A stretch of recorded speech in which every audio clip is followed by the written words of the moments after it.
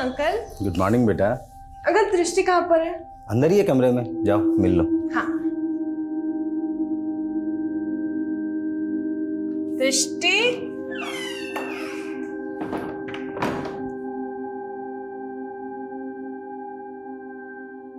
Uncle दृष्टि तो नहीं है कमरे में। अंदर ही है, बाथरूम में देखा तुमने? नहीं। जरा देखो। हाँ। दृष्टि,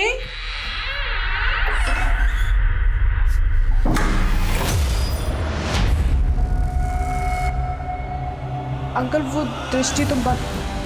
अंकल क्या कर रहे हैं आप ये?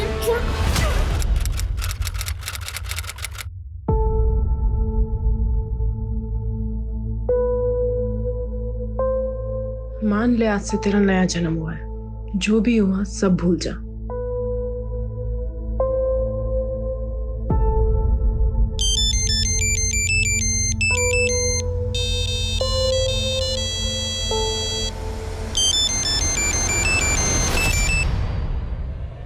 दुल्हनिया तेरी बड़ी याद आ रही मिलने आना, और तूने ना किया ना शादी भी टूट जाएगी। तेरा बिना कपड़े वाला फोटो है ना, वो तेरे होने वाले पति को भेज दूंगा।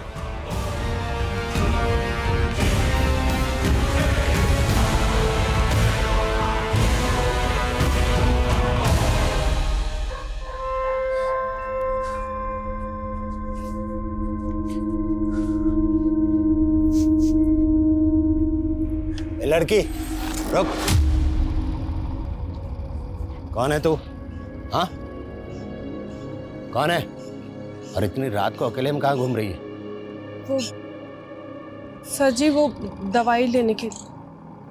पर इस गली में तो कोई दवा की दुकान नहीं। झूठ बोल रही है ना तू? घरों में ताका झाकी कर रही है चोरी करने के लिए। नहीं सर, मैं चोर नहीं हूँ, मैं अच्छी लड़की हूँ। तो इस अच्छी लड़की का नाम क्या है? जी नगमा। और रहती कहाँ है? बोल। वो यहाँ से दूसरी गली, राजनिवास। चल मैं तुझे घर छोड़ देता हूँ, चल।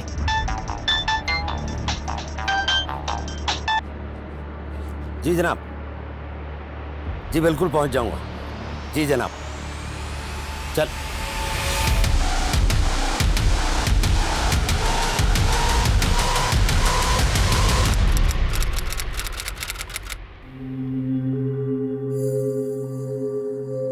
लड़की, लड़की रुक, लड़की।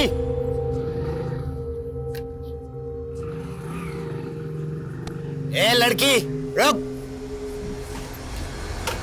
ए इतनी देर से आवाज लगा रहा हूं, सुनाई नहीं देता?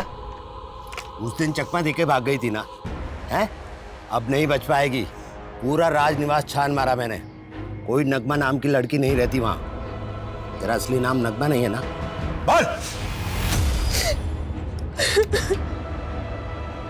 देख बेटी, तेरी जैसी मेरी बेटी भी है। तुझे कोई परेशानी है तो मुझे बता, मैं तेरी मदद करूंगा। आप मेरी मदद नहीं कर सकते। इस दुनिया में कोई किसी की मदद नहीं करता है, कोई किसी का सगा नहीं होता। इंटरनेशनल वुमेन्स डे को ध्यान में रखते हुए ऊपर से ऑर्डर मिले हैं कि जितने भी औरतों के खिलाफ हुए अपराध के अनसॉल्व केसेस हैं पूरी ओपन किए जाए। जिन जिन केसेस में औरतें विक्टिम हैं उन सबकी लिस्ट बनाओ, और शाम तक ये सारी फाइल्स मुझे मेरे टेबल पे चाहिए।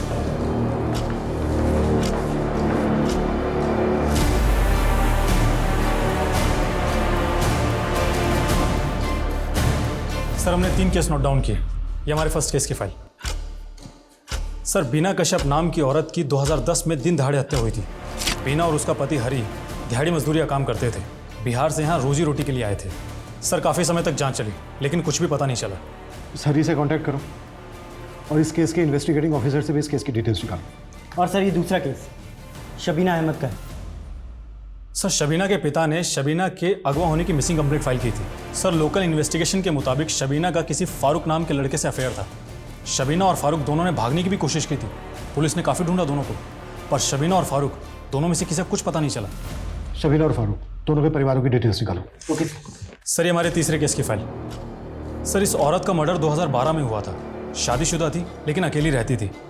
और इसका पति कुवैत में काम करता था। इस केस की भी डिटेल्स निकालो।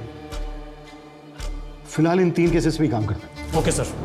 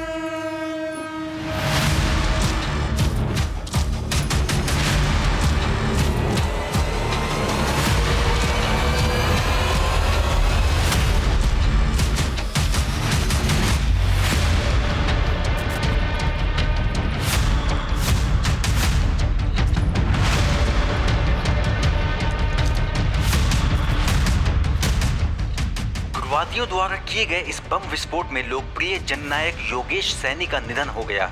इस खौफनाक हादसे के पीछे किस संगठन का हाथ है, ये अब तक नहीं पता चल पाया है।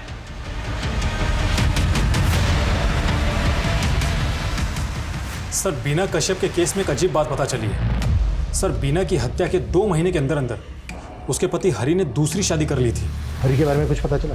हाँ सर, हरि बिहार के बेनीपुर गांव का रहने वाला है। लोकल पुलिस को डिटेल्स भेज दी। और ये case number 2 Shabina Ahmed? Sir, Shabina और फारूक दोनों की फैमिलीज पुराने पते पर नहीं रहती है और पड़ोसियों को भी इनके बारे में कोई जानकारी नहीं है। और अंदर तक जाओ, शायद शबीना की कोई सहेली या फारूक का दोस्त मिल जाए गली मोहल्ले में।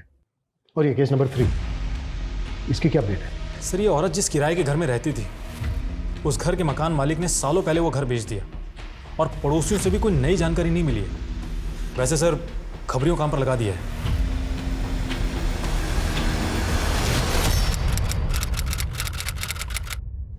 Thank you. देखिए, मेरे लिए बहुत ही ऑनर की बात है कि ये यंग अचीवर अवार्ड के लिए मुझे चुना गया एंड आई रियली होप कि मेरी कहानी से बाकी यंगस्टर्स भी इंस्पायर होंगे। अरे वाह गोल बेटा, तूने तो कमाल कर दिया। अरे तेरे माँ बाप के मरने के बाद मुझे इसी बात की फिक्र थी कि मैं तुझे और इस बिजनेस को कैसे संभालूंगा, पर देखो उस भगवान की कृपा से आज। दादाजी, जो भी किया है मैंने किया है, आप प्लीज इसका क्रेडिट भगवान को मत दीजिए। मैं प्रसाद ले रहा हूँ। Sir parcel. दादाजी 1 मिनट।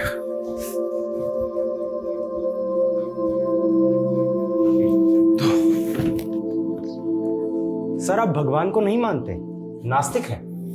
देखो, मैं इन सब पे विश्वास नहीं करता हूँ। मैं साइंस और लॉजिक को ज्यादा मानता हूँ। ये लो।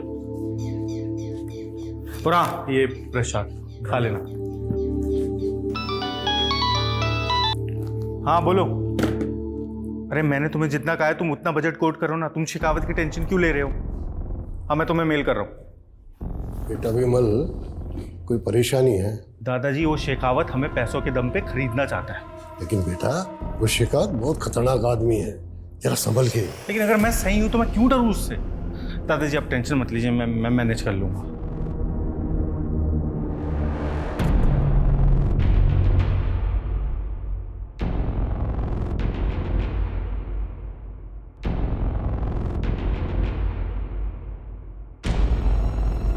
मुरली, क्या हुआ? कुछ काम है क्या? कहना है कुछ? सर, वो मेरी बीवी की तबीयत खराब है, आधे दिन की छुट्टी चाहिए। आपको घर ड्रॉप करके मैं। सुनो, तुम एक काम करो, तुम गाड़ी यहीं पे रोक दो और तुम घर चले जाओ। जाओ, मैं खुद से ड्राइव करके चला जाऊंगा।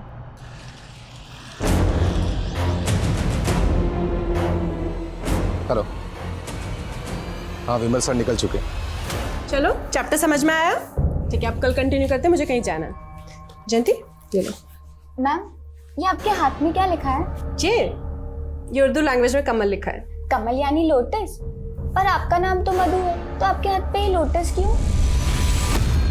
तेरे ना सवाल कभी खत्म नहीं होते। चल भाग जा ऐसे, वरना ज्यादा होमवर्क दे दूंगी। बाय। पूरा कंप्लीट चाहिए होमवर्क मुझे।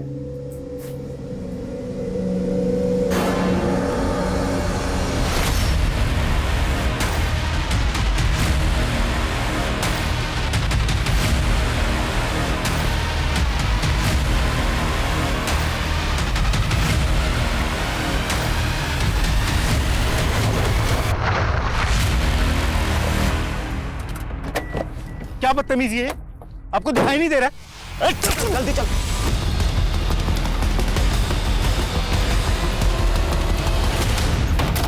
मधु, तुझे अंदाजा भी है तूने क्या देखा है? एक खून के केस की चश्मदीद गवाह है तू। अरे क्या जरूरत थी पुलिस को ये सब बताने की? प्रेम, अब देखना पुलिस बार बार परेशान कर देगी तुझे। प्रेम, प्रेम शांत हो जाओ ना।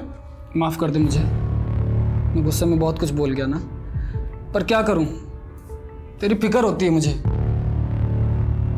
तुम टेंशन मत लो, एक बार हम कुवैत चले जाएंगे ना तो ये सारी प्रॉब्लम से छुटकारा मिल जाएगा। इतना आसान नहीं है मधु। वो जो 4 लाख तूने गहने बेचकर मुझे दिए थे, उससे सिर्फ मेरा वीजा और वर्क परमिट बना है, बस। तो मतलब तुम अकेले कुवैत जाओगे मुझे छोड़कर? कुछ ही महीनों की तो बात है मधु। एक बार बस मैं वहाँ पहुँच गया तो फौरन पैसे कमाने के इंतज़ाम करने में लग जाऊँगा और फिर तुझे भी वहाँ बुला लूँगा। प्रेम, लेकिन मैं यहाँ अकेले तुम्हारे बिना। मधु, तुझे मुझ पर भरोसा तो है ना? अगर नहीं है तो बता दे, मैं उन्हें मना कर देता हूँ। नहीं नहीं नहीं, तुम जाओ, मैं तुम्हारा वेट कर लूँगी। मधु, तुम कितनी अच्छी हो, सबसे अच्छी। ठीक है, अभी खाना बना दो। हाँ।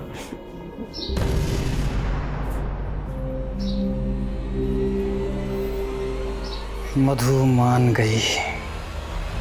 सर, बीना कश्यप के मर्डर केस में हमारा पहला सस्पेक्ट उसका पति हरि है। सर, लोकल पुलिस इसके गांव गई थी तो पता चला है कि अब वहां पर नहीं रहता है। और सर, एक पड़ोसी से पूछताछ करने पर मालूम चला है कि पिछले कुछ सालों से ये केरला में दिहाड़ी मजदूरी का काम कर रहा है और 2 साल से अपने गांव भी नहीं लौटा है। केरला पुलिस को इसकी अपडेट भेजो।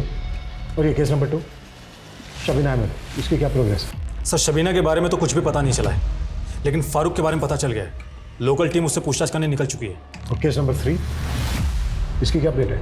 सर, इस केस के इन्वेस्टिगेटिंग ऑफिसर को मैंने पुलिस स्टेशन बुला लिया है। प्रेम, लो, अच्छा सुनो, फ्लाइट में बैठते ही मुझे फ़ोन करना भूलना नहीं। ये भी कोई कहने की बात है।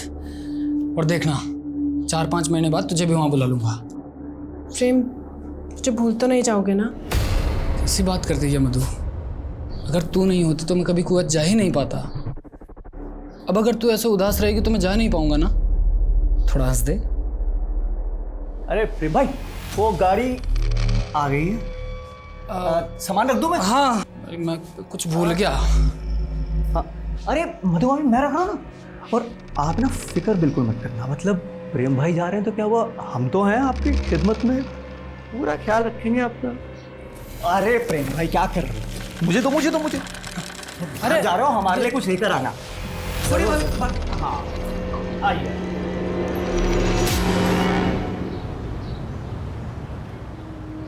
जयंती, हुआ सॉल्व? दिखा। हाँ, अरे नहीं देख, ऐसे करेगी तो हमेशा गलत ही आंसर आएगा ना, तुझे बोला था ना। जयंती, इधर ध्यान दे, इस मेथड से ट्राई कर, मैं वापस आती हूँ, चेक करूंगी। अस्सलाम वालेकुम। वालेकुम अस्सलाम। वो दरअसल क्या है ना,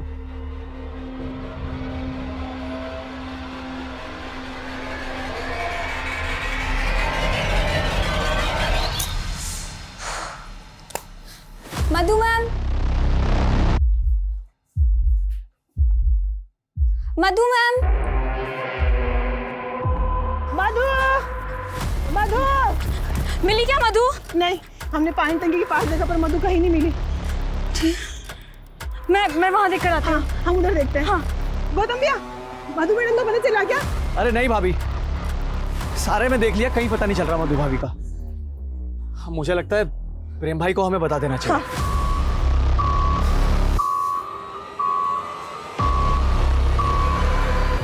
हेलो प्रेम भाई।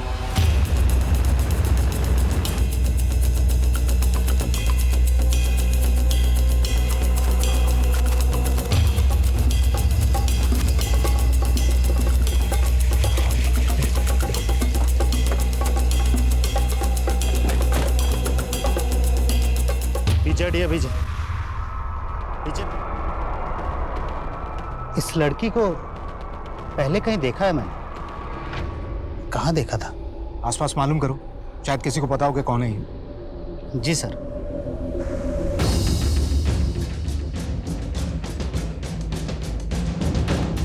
सर लड़की की पहचान हो गई सर, मधु नाम है इसका। बच्चों को ट्यूशन पढ़ाई करती थी, यहीं पास के मोहल्ले में रहती थी। आज सुबह ही अचानक गायब हो गई थी सर। आखिरी बार किसने देखा था इसे? जयंती बेटा, डरने की कोई बात नहीं है, अच्छी तरीके से याद करके बताओ। जो आदमी तुम्हारी मधु मैम से मिलने आया था आज, वो कैसा दिखता था? अंकल मैंने उनका चेहरा नहीं देखा, लेकिन वो इतने लंबे थे। अच्छा, क्या एज होगी उनकी? मतलब बाल काले थे, सफेद थे, कुछ याद है? काले थे, और मधु मैम के सामने होने के कारण मैं उनका चेहरा नहीं देख पाई। वो आपस में कैसे बात कर रहे थे? मतलब लड़ाई कर रहे थे या प्यार से बात कर रहे थे? वो तो मुझे पता नहीं, लेकिन अंकल ने उन्हें अस्सलाम वालेकुम बोला था। अस्सलाम वालेकुम। और अंकल के हाथ में कुछ सिल्वर कलर का ब्रेसलेट था। उसके बाद गोंद से इसकी आंखें, नाक और मुंह को चिपका दिया गया। सफोकेशन से इसकी मौत हो गई थी। मुझे लगता है कि मारने वाले इन्वेस्टिगेशन से सामने क्या है? जो सामने आया उससे तो केस सुलझने की बजाय और उलझ गया।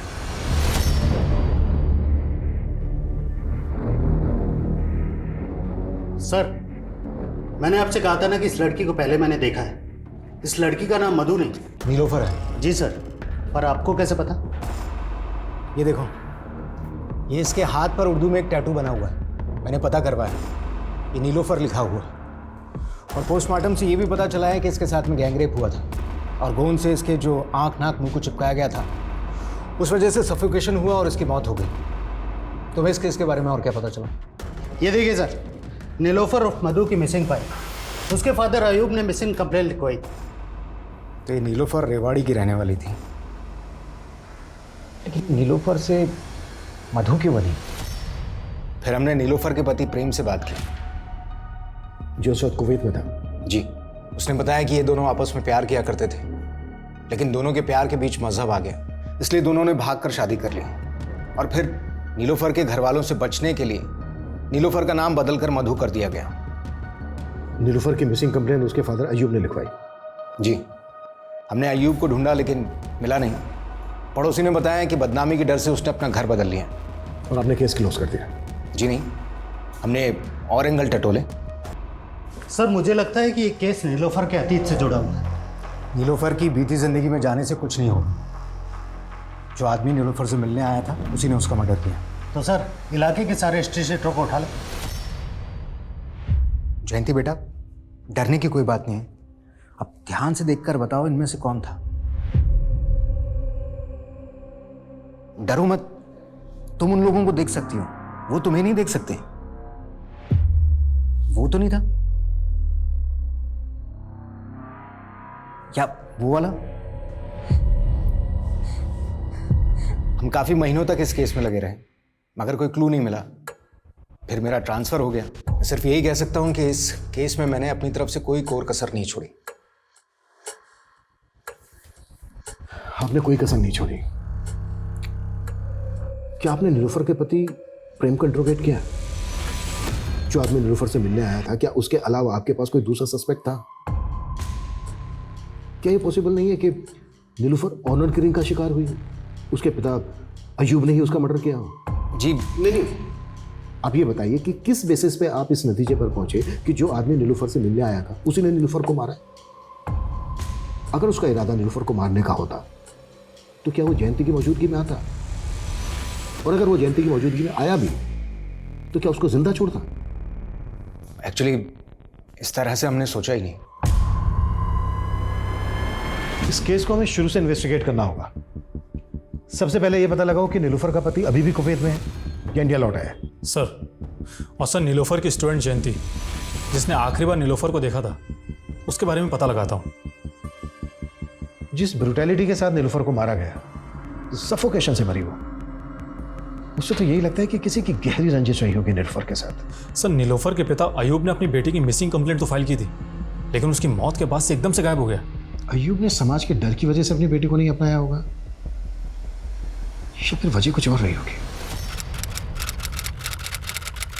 अयूब भाई, अब नीलोफर काफी बड़ी हो गई है, उसकी शादी के बारे में आपने कुछ सोचा या नहीं? अगर उसकी अम्मी जिंदा होती तो अच्छा सा लड़का ढूंढ देती नीलोफर के लिए। अरे आप एक बार बोलकर तो देखिए, नीलोफर के लिए एक से एक लड़कों की लाइन लगा देंगे। 2 जगह बात चलाई है, अगर जवाब नहीं आता है तो बताऊंगा। जी जरूर।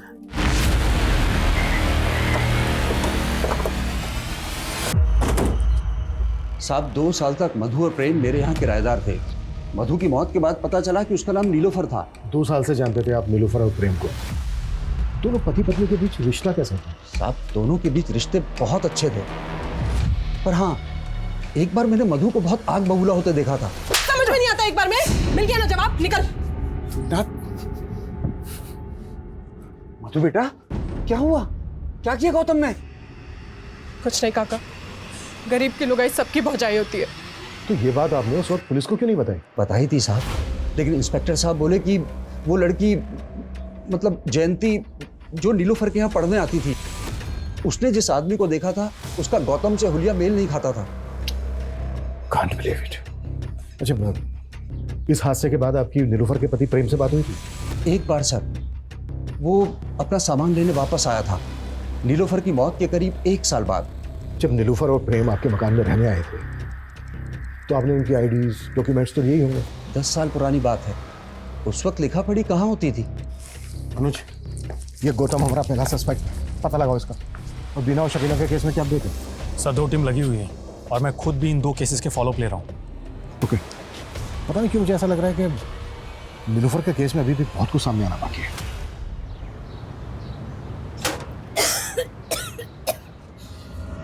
अम्मी, ये क्या हालत बना रखी है आपने अपनी? नीलोफर, तू यहाँ क्यों आई है? अम्मी मना किया था ना तुझे आना। आप क्या कर रहे हो? इधर बैठो, इधर बैठो, आ जाओ, आ जाओ। पानी पिएगी? मैं पी लूंगी, आप बैठो। इतनी तबीयत खराब है आपकी, आपने मुझे बताया भी नहीं।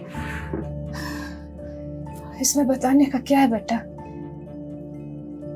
ट्यूमर है दिमाग में। ट्यूमर?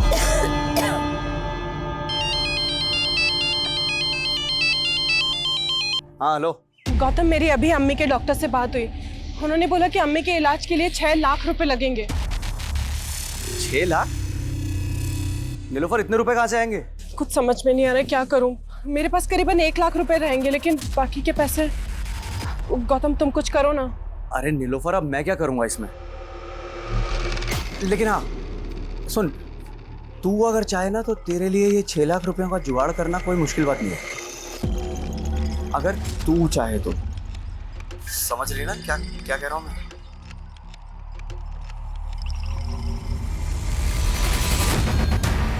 देख, बड़ा सेठ है। अरे तेरी फोटो देख के हिल गया था, अब तेरा जलवा देखेगा तो पिघल जाएगा। आ जाओ।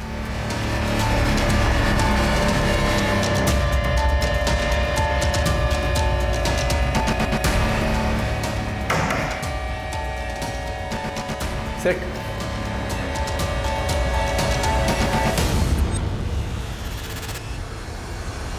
सर बीना के पति हरी ने बताया कि उसने बीना की मौत के तुरंत बाद शादी सिर्फ अपने 2 बच्चों के लिए की थी, जिन्हें वो अकेले संभाल नहीं पा रहा था। हरी ने उस वक्त किसी पे शक जताया था? सर उसकी कंस्ट्रक्शन साइट पे 2 मजदूर थे, दीपक और रूपेश। दोनों शराबी थे और बीना की उनसे कुछ कहासुनी भी हुई थी। हरी का स्टेटमेंट वेरीफाई करो सर। और शबीना केस पे क्या अपडेट है? सर मेरी फारूक से बात हुई है, अब वो शादीशुदा है, लेकिन सर उसकी शादी शबीना से नहीं बल्कि किसी और ही लड़की से हुई है। और सर उसने शबीना को नहीं भगाया था। फारूक पे नजर रखो और फारूक के दोस्तों से भी बात करो। सर। हाँ अनुज। सर नीलोफर के केस में एक अपडेट मिली है। सर इसका नाम विमल गुप्ता है और ये एक बिजनेसमैन था और नीलोफर इसके केस की चश्मदीद गवाह थी। और नीलोफर का मर्डर कब हुआ? सर इसके हियरिंग से 2 दिन पहले, और नीलोफर इसके हियरिंग में गवाही भी देने वाली थी। विमल केस में सस्पेक्ट कौन था? सर विमल के केस में प्राइम सस्पेक्ट ये गुंजेश नाम का डिलीवरी बॉय था। सर ठोस सबूत ना मिलने की वजह से कोर्ट ने इसे बरी कर दिया था। गुंजेश, इस पजल की आखिरी कड़ी एक गुंजेश ही हो सकता है।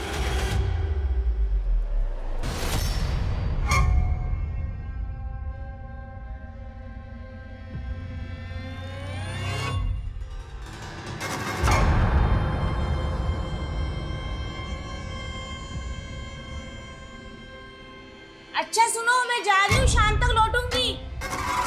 Okay darling.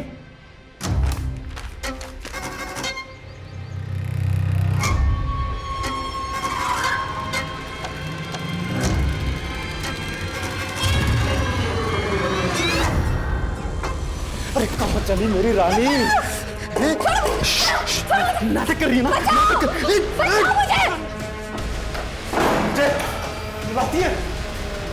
ठीक है, आपकी सारी बातें इस फोन में रिकॉर्ड हो चुकी हैं। लीजिए लीजिए, लंगोट के बड़े ढीले हैं आप। चलिए अब थोड़ा पैसा ढीला कीजिए, वरना ये सारी फुटेज ना मालकिन को दिखा दूंगी।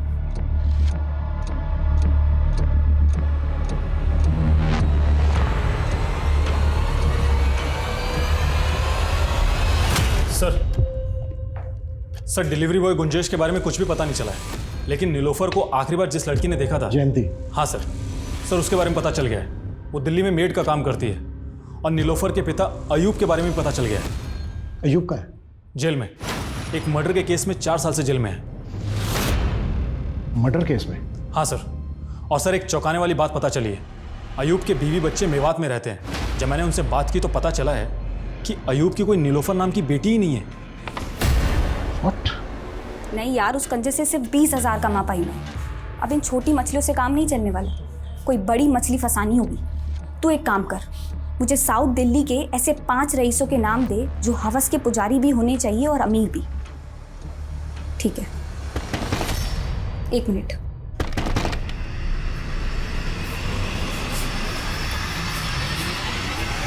जी जयंती जी कहिए। मुझे तुम्हारी टीचर मधु के मर्डर के सिलसिले में तुमसे कुछ बात। लेकिन मुझे कोई बात नहीं करनी। सुनो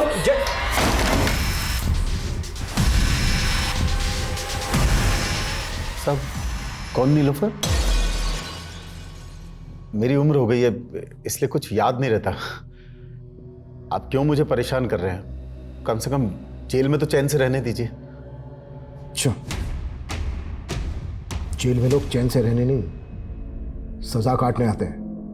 देख, मदद कर हमारी ये जानने में कि नीलोफर की मौत कैसे हुई थी। नहीं तो तुझे तेरी बेटी नीलोफर का कातिल साबित करना हमारे लिए कोई बड़ा काम नहीं होगा। चल बोल, कैसे हुई थी तेरी बेटी नीलोफर? नीलोफर मेरी बेटी नहीं थी साहब, नीलोफर कॉल गर्ल थी। देखते ही भाग गई थी साहब मुझे।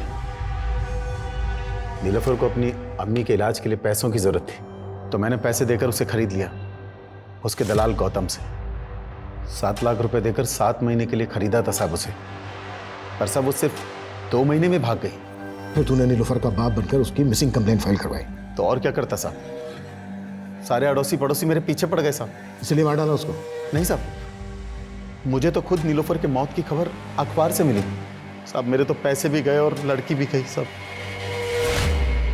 वो दलाल गौतम जिसे तूने नीलोफर को खरीदा था, कहाँ मिलेगा? वो सब होटल रोजवुड उसका पुराना अड्डा हुआ करता था, शायद अब भी वहां आता जाता हो।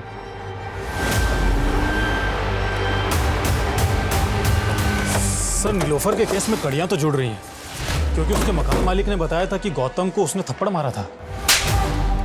कहीं ऐसा तो नहीं है कि ये गौतम नीलोफर को वापस प्रोस्टिट्यूशन में ले जाना चाहता और नीलोफर तैयार नहीं थी इसके लिए?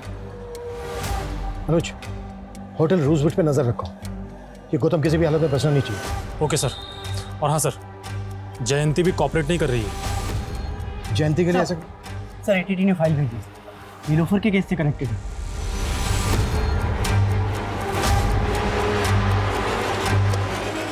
क्या हुआ सर? 11 साल पहले एक लीडर की ब्लास्ट में हत्या हुई थी। नीलोफर से भी पूछताछ हुई थी उस केस में। उस ब्लास्ट में इन्वॉल्व एक आदमी से रिलेशन थे नीलोफर के।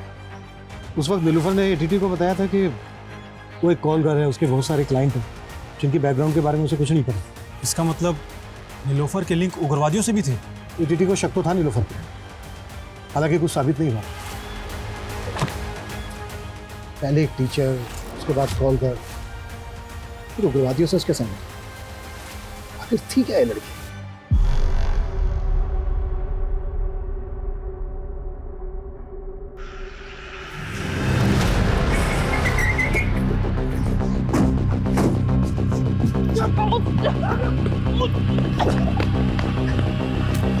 लगे 40। क्या कहा तूने?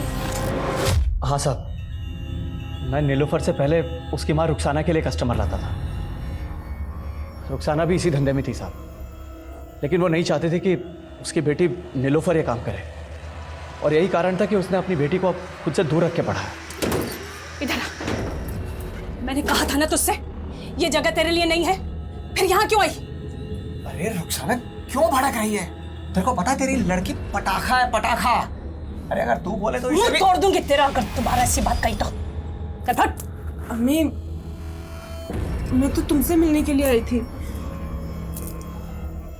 बेटा नीलोफर, तुझे मुझसे नहीं, इस पूरी जिंदगी से आंख मिलानी है।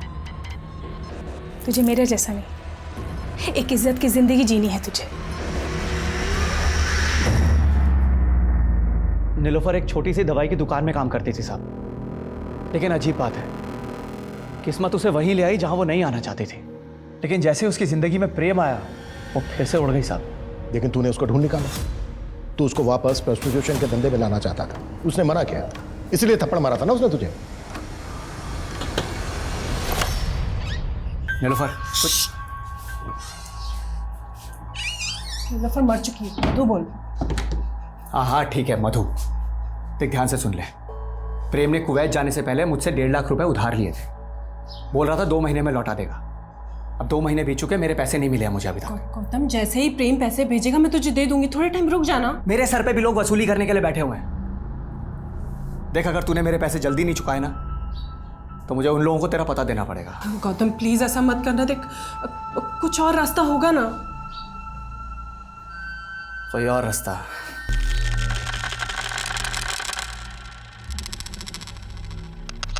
एक रास्ता है। शर्म नहीं आती तुझे? उसने धंधा करने से मना कर दिया, इसलिए तूने उसको मार डाला। नहीं साहब, उसकी मौत से तो सच कहूं मेरा नुकसान ही हुआ है साहब। एक लड़की की जान चली गई और तुझे नुकसान की पड़ी है। इंस्पेक्टर साहब, ये नीलोफर कोई साधारण लड़की नहीं थी, लॉटरी थी, लॉटरी। कभी अयूब को लगी, कभी मुझे, तो कभी प्रेम को, और सबने उसका फायदा उठाया सर। प्रेम ने भी? हाँ साहब। कहाँ मिलेगा प्रेम? वो तो नहीं पता मुझे साहब, लेकिन अगर आप लोगों को मिल जाए तो मेरे पैसे निकलवा लेना उससे, और चाहिए तो थोड़े पैसे आप भी रख लेना। अरे सर सर अरे खास इंफॉर्मेशन दे सकता हूं आपको सर। सर एक औरत है आयशा कुरैशी नाम की। आयशा कुरैशी? हाँ सर, वो इस नीलोफर की बहुत अच्छी दोस्त हुआ करती थी। मुझे पक्का यकीन है कि उसे जरूर पता होगा इन दिनों ये प्रेम कहाँ पे है।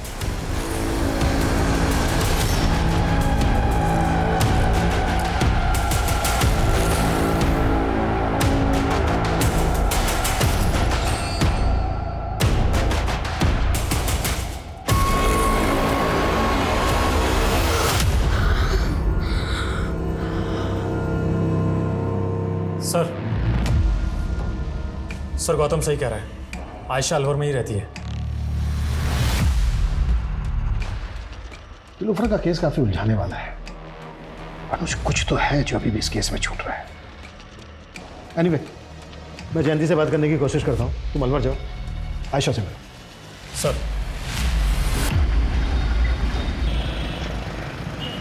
जी सर, नीलोफर और मैं पहले एक ही मोहल्ले में रहते थे।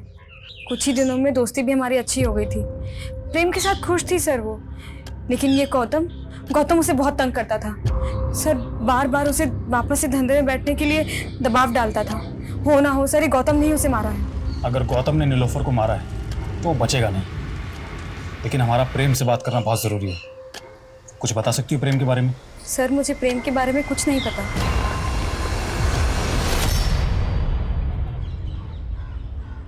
जयंती,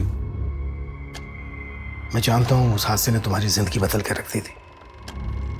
देखो, अगर तुम हमें नीलोफर, मेरा मतलब है कि मधु के कातिल तक पहुंचने में मदद करोगी, तो ना सिर्फ मधु को इंसाफ मिलेगा, बल्कि तुम्हें भी सुकून पहुंचेगा। सर आज भी उस आदमी के पैरों की आवाज मुझे डरा देती है। अब वो डरेगा? बस जितना तुम उस आदमी के बारे में जानती हो, उसके बारे में ज्यादा से ज्यादा हमें बताने की कोशिश करो, ताकि हम जल्दी से उस तक पहुंच सकें। सर मैं ज़्यादा कुछ तो नहीं जानती, लेकिन उसने अपने हाथ में एक सिल्वर कलर का ब्रेसलेट पहना था। ब्रेसलेट? हाँ सर। अच्छा जयंती, मधु ने कभी जिक्र किया था तुमसे कि उसका पति प्रेम कहाँ का रहने वाला है? कुछ इस बारे में बताया था? हाँ, एक बार उन्होंने कहा था कि वो चूरू गांव के किसी ब्रह्मपुरी का रहने वाला है।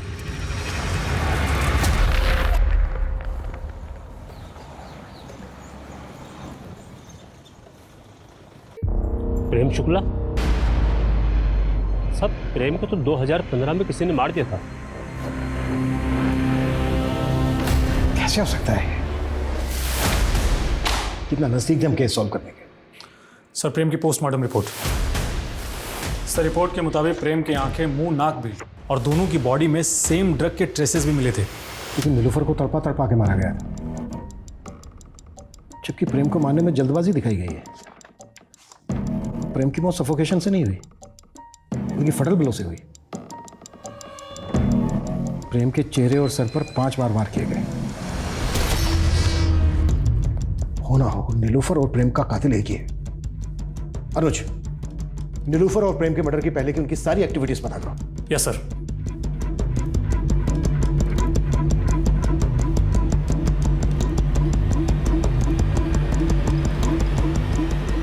सर, सुनील कुमार नाम के एक सुनार का पता चला है, जिसे नीलोफर ने मरने से 3 दिन पहले 3 लाख के गहने बेचे थे। क्या नाम बताया तुमने सुनार का?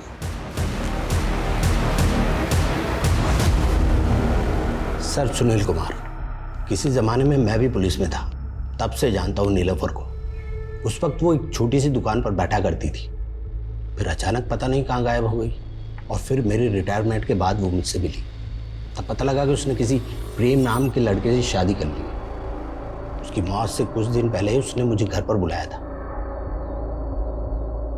बेटा, प्रेम को कुवैत बेचने के लिए तूने पहले ही कितने जेवर बेच दिए, अब ये भी बेच दी कि तो तेरे पास क्या बचेगा? चाचा, ये जेवर बेचकर मुझे भी कुवैत जाना है, प्रेम के पास। मुझे जेवर की नहीं, अपने पति की ज़रूरत है। आप देखिए ना, इनका जितना भी पैसा बनता है आप मुझे दे दीजिए। मुझे क्या पता था कि वो पैसे उसकी मौत से जा जुड़ेंगे। जरूर सर, इन पैसों की वजह से ही किसी ने मार दिया नीलोफर को। ठीक है सुनील, फिलहाल तुम जा सकते हो, जरूरत पड़ी तो दोबारा बुलाएंगे। जी सर। अनुज, अपने खबरियों से कहो कि वो पता लगाएं कि नीलोफर के मर्डर के आसपास किसी के पास अचानक से बहुत सारे पैसे आए थे क्या? Yes sir.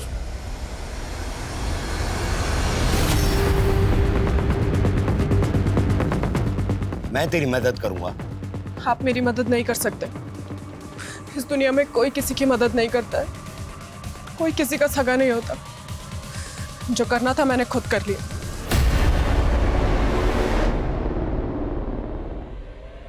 ये तो मर गया। तूने किया है सब? कैसे मारा इसे? का इंजेक्शन देकर उससे हार्ट अटैक आ गया इसको। तुझे कैसे पता इस इंजेक्शन के बारे में? फार्मेसी की स्टूडेंट हूं मैं, और इसको मैंने ही मारा। अरेस्ट कर लीजिए मुझे। मेरी भी बेटी है, मैं समझ सकता हूं कि तुझ पर क्या बीती होगी। और अब मेरी बात ध्यान से सुनो, तूने मनोहर लाल को नहीं मारा, ये हार्ट अटैक से मरा है। तू ये सब कुछ भूल जा और जा अपनी नई जिंदगी शुरू कर। जा बेटी, जा। उसी एरिया के आसपास 3 और औरतों का मर्डर हुआ था। और हाँ सर, उन 3 औरतों का मर्डर भी उसी ड्रग से हुआ था जिससे नीलोफर और प्रेम कुमार का हुआ था। उनकी आंखें और मुंह भी ग्लू से चिपकाए गए थे? नहीं सर, लेकिन हाँ सर, उन सभी ने नीलोफर की तरह मरने से कुछ दिन पहले कोई जेवर या प्रॉपर्टी बेची थी। लाखों रुपए जमा थे उनके पास, जो उनको मारकर लूट लिए गए थे। ये किसी सीरियल किलर का काम तो नहीं है? सर, नीलोफर के मोहल्ले में एक शोएब नाम का आदमी रहता था। सर, वैसे तो कड़का था, लेकिन अचानक से उसके पास काफ़ी पैसा आ गया था, और नीलोफर की मौत के कुछ दिन बाद ही शोएब अपनी बीवी के साथ नए घर में शिफ्ट हो गया है। ये देखिए सर, ये उसका एड्रेस है। हाँ सर, शोएब मेरे पति है। कहाँ मिलेगा शोएब इस वक्त? सर, वो अक्सर शहर के बाहर रहते हैं। अभी इस वक्त वो कहाँ हैं मुझे नहीं मालूम। ओके, कोई बात नहीं। शायद हो सकता है आयशा जी आपको याद ना आ रहा हो कि वो कहाँ है, पर कोई बात नहीं, हम याद दिलवा देंगे। ये पूजा है। पूजा, जरा आयशा जी को याद करवाओ। सर मैं बताती हूँ सर।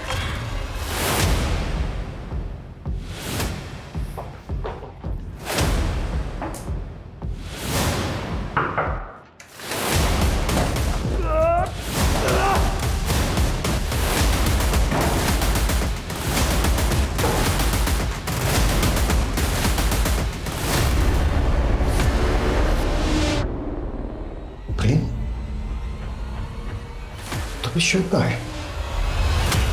आयशा का पति शोएब का है? शोएब छोटा मोटा चोर था। जब वो जेल में था तो मैं और आयशा करीब आए और हम दोनों को प्यार हो गया। आइए आइए आयशा जी आइए, आप ही का इंतजार था, बता रही